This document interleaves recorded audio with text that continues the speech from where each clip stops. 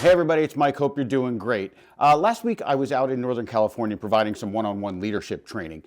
And anytime I go out to the West Coast, unless I'm there for 4 or 5 days, which is rare, I keep my normal sleep pattern. So if it means I'm up at 3 o'clock in the morning because that's 6 a.m. on the East Coast, that's what I do. I try not to mess around too much. And because of these invariably strange sleep patterns, I find myself on TikTok, scrolling. And when I'm scrolling on TikTok, what the algorithm provides me overwhelmingly are videos about softball, about American Idol auditions, about Saturday Night Live sketches, particularly the Jeopardy one where Will Ferrell plays Alex Trebek, and of course, clips about Ted Lasso. And while I was scrolling, I came across the trailer to season 4 for Ted Lasso.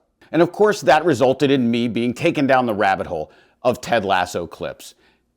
And it was great. Clip after clip after clip, talking about the importance of mental health awareness in the workplace. And of course, it was just another reminder to me that we have to continue this dialogue. More specifically, what it reminded me, and what I'm here to talk about today, is the crucial nature of our, as leaders, being there and being available for the people with whom we work. And there's one clip specifically that brings this out in the most significant way for me, and this is it. You know, I think that if you care about someone and you got a little love in your heart, there ain't nothing you can't get through together. You know what I'm saying? If you got a little love in your heart, there ain't nothing we can't get through it together. I'm paraphrasing, obviously, but that's the idea, that we have to be there. We have to be available. We have to be vulnerable and show that love in our heart, and then figure out the steps forward. Figure out what we can do to facilitate growth in the people with whom we work, to help them in whatever form that takes. And there are certain responsibilities as leaders that we have, tangible actions each and every one of us can engage in. And the first, and you've heard me mention it many, many times, and that is our willingness to get in the hole.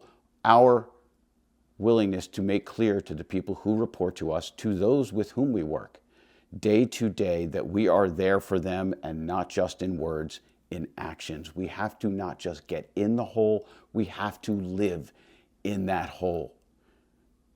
Second, we've got to make sure that we're tending to our own needs, because, and we all know the oxygen mask on an airplane metaphor, if we can't take care of ourselves, we're not going to be able to tend to the needs of others.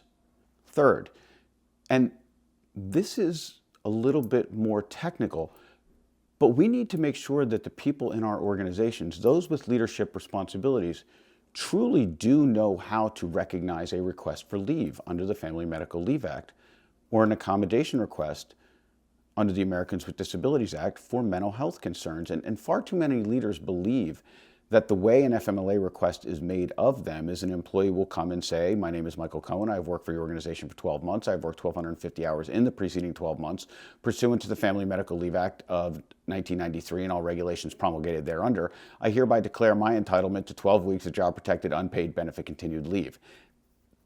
Not surprisingly, that's not how these requests are made. How are they made? An employee comes to you as a leader and says, my child has been admitted to the hospital for a mental health concern, and I'm going to need to be able to provide, or at least assist in providing care to them. Well, the employee did not use the letters FML or A, did not even use the phrase leave of absence. That's an FMLA request. From an organizational standpoint, until and unless our leaders understand what their obligations are under laws like the Family Medical Leave Act, under laws like the Americans with Disabilities Act, specifically related to mental health concerns, A, we are not helping our employees to the extent that we can, and B, we may be violating the law. So we're going to get in the hole. We are going to tend to our own mental health needs. 3, we are going to make sure we know how to recognize a request for leave or for an accommodation? Fourth, have we engaged in the conversation inside of our organization about mandating a certain amount of paid time off, requiring employees to take a certain number of days or hours each year?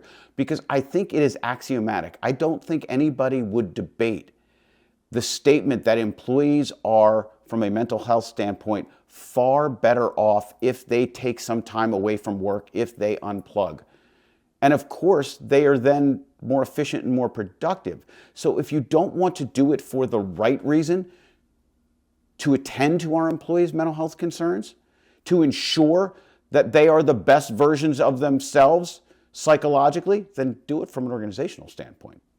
Because it's not just mental health, it's efficiency, it's productivity. And finally, let's make sure we enhance the offerings that we are providing to our employees that relate to mental health. And while I absolutely believe that the benefits offerings are important, I think what's more important is embracing a culture that really does honor and really stresses the importance of mental health, but enhancing the benefits that we can provide by working with our insurance carriers, by working with our employee assistance programs, by enhancing entitlements from a policy standpoint that our employees may not otherwise have, because we appreciate the importance of mental health.